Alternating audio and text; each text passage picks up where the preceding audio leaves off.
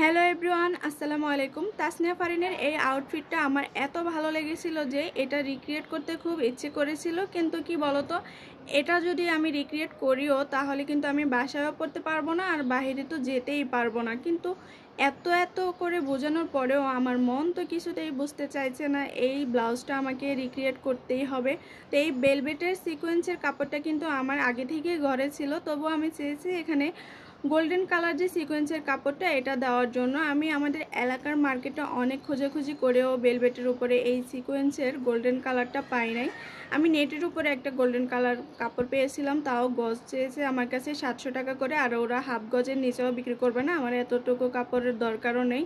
তো আমি এজন্য ঘরে যেটা আছে এটা দিয়েই বানাবো। আর এখানে আরও কিছু ম্যাটেরিয়ালসের প্রয়োজন আছে, সেটা আমি কাজ করার সময় তোমাদেরকে দেখাবো। আর প্রথমে আমাদেরকে কিন্তু এখানে স্লিভলেস একটা ব্লাউজ বানানোর প্রয়োজন হবে, তো আমি আগে ব্লাউজটা বানিয়ে নিচ্ছি, এরপর কিভাবে ডিজাইনটা করব সেটা তোমাদের সাথে শেয়ার করব।